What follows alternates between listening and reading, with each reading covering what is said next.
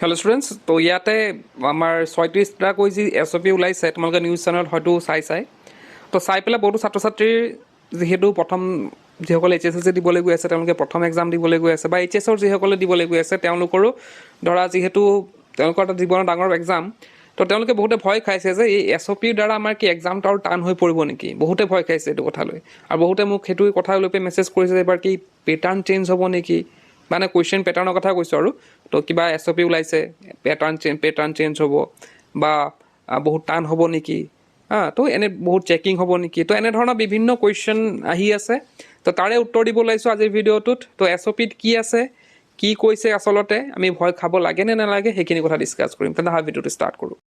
তো ইয়াতে প্ৰথম কথাটো হৈছে the Assam chief minister Himanta Biswa Sarma announced on Saturday, January 24, that the 2026 HSLC and higher secondary final examinations will be conducted exclusively in the government schools with the invigilation duties assigned solely to government schools teachers. তো ইয়াতে কি কৈছে,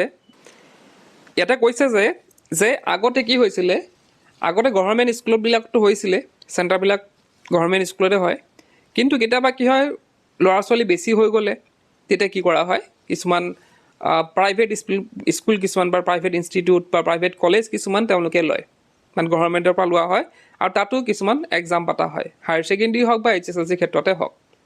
কিন্তু এইবাৰৰ পৰা কিন্তু তেনেধৰণৰ নহয়। এইবাৰ কি হ'ব, চব গভৰ্ণমেণ্ট স্কুল বা কলেজতহে কি কৰা হ'ব, এক্সামসমূহ পতা হ'ব। তাৰোপৰি আৰু এটা কথা যে আগতে কি হয়, প্ৰাইভেট কলেজৰ বা প্ৰাইভেট স্কুলৰ কি কৰে, টিচাৰসকলক ডিউটি দিবলৈ দিয়া হয়। হায়াৰ ছেকেণ্ডেৰী হওক বা HSLC হওক, প্ৰাইভেট স্কুলৰ টিচাৰক ডিউটি দিবলৈ দিয়া হয়, কিন্তু এইবাৰৰ পৰা নহ'ব। ইয়াৰ মেইন ৰিজনটো হৈছে যে লাষ্ট ইয়েৰ আমি চাইছিলোঁ বহুতো কুৱেশ্যন, মানে লাষ্ট ইয়েৰ মানে কি কেইবছৰ ধৰি কি হয়, প্ৰায় এক্সামবিলাকত কি হয়, পেপাৰ লিক হয়। আমাৰ হাফ-ইয়াৰলি পেপাৰ হওক বা বেলেগ যি পেপাৰ নহওক কিয়, পেপাৰবিলাক লিক হয়। আৰু সেই পেপাৰবিলাক লিক নহ'বৰ কাৰণে এই ব্যৱস্থাটো কৰা হৈছে। আৰু এটা কথা দেখা পোৱা যায় যে প্ৰাইভেট স্কুলৰ কেতিয়াবা কি হয়, আহি পেলাই গভৰ্ণমেণ্ট স্কুলত তেওঁলোকে নিজৰ ষ্টুডেণ্টখিনিক পালে তেওঁলোকে শিকাই দিবলৈ মন কৰে, তো তেনেকুৱা এটা কথা আহি যায় আৰু। তো সেইকাৰণে কি কৰে, এইবাৰ প্ৰাইভেট স্কুলৰ টিচাৰবিলাকক সকলক দিয়া হোৱা নাই। তো এই SOPৰ যদি আমি চাওঁ, আটাইতকৈ ডাঙৰ সেই চেঞ্জেছটো সেইটোৱে, আৰু বাকী একো ভয় খাবলগীয়া নাই। এইটোও ভয় খাবলগীয়া একো কথা নাই, গভৰ্ণমেণ্ট স্কুলত হ'বই, ইনভিজিলেটৰ প্ৰাইভেট স্কুলত নহ'ব পাৰে, গভৰ্ণমেণ্ট স্কুলত থাকিব, তো সেইটো থাকিব আৰু। তো ইয়াতে আৰু এটা কথা কোৱা হৈছে যে যিহেতু প্ৰাইভেট স্কুলৰ টিচাৰ নাহে, গতিকে তেওঁলোকে কি কৰিব, নতুনকৈ ইনভিজিলেটৰ তেওঁলোকে এপইণ্ট কৰিব, আৰু যাতে কোনো ধৰণৰ দিগদাৰ নহয় এক্সামৰ সময়ত, সেইটো কথা তেওঁলোকে যাতে মেন পাৱাৰ কমি নাযায়, অৰ্থাৎ টিচাৰ সংখ্যা কমি নাযায়, সেইটো তেওঁলোকে লক্ষ্য কৰিব। তো এইখিনি চেণ্টাৰ ইনচাৰ্জক দায়িত্ব দিয়া হৈছে গোটেইখিনি। অলৰেডি নকৰিলে ছেটাৰডে এখন মিটিং হৈ গৈছে গুৱাহাটীত চেণ্টাৰ ইনচাৰ্জৰ, তো তেওঁলোকক সেইটো দায়িত্ব দিয়া হৈছে যে তেওঁলোকে কি কৰিব লাগিব, গোটেইখিনি চম্ভালিব লাগিব।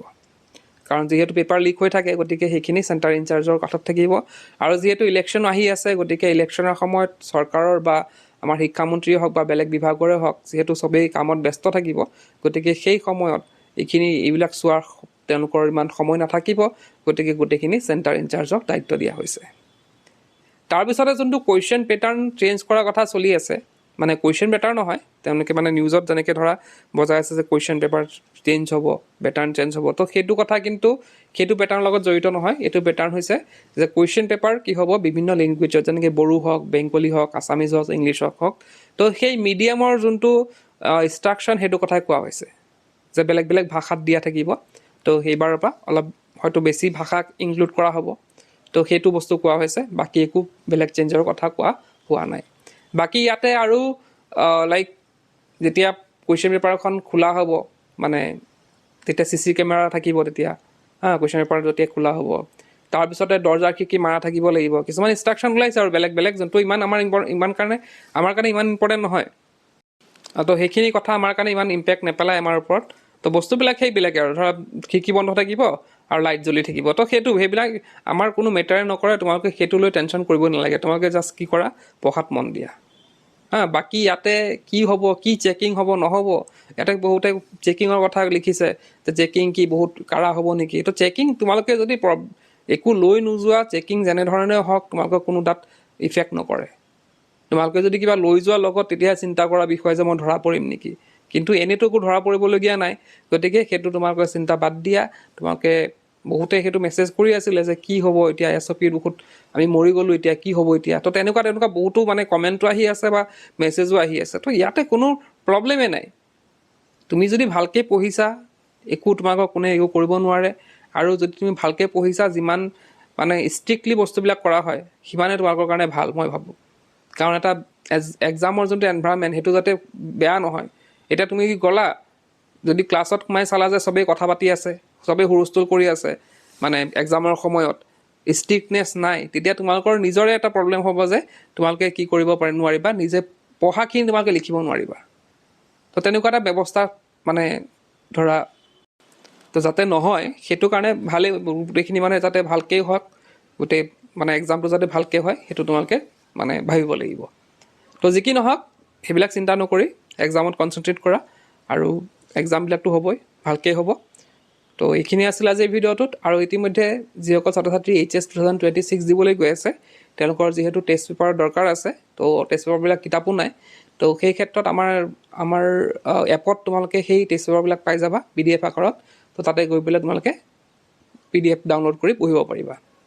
তো মই ডেছক্ৰিপশ্যনত আমাৰ এপৰ লিংকটো দি দিম, তাত গৈ পেলাই তোমালোকে পাই কৰি তোমালোকে ডাউনলোড কৰি ল'ব পাৰা। তেন্তে আজিৰ ভিডিঅ'ত শেষ কৰোঁ। কি পৰ্যায়ক্ৰমে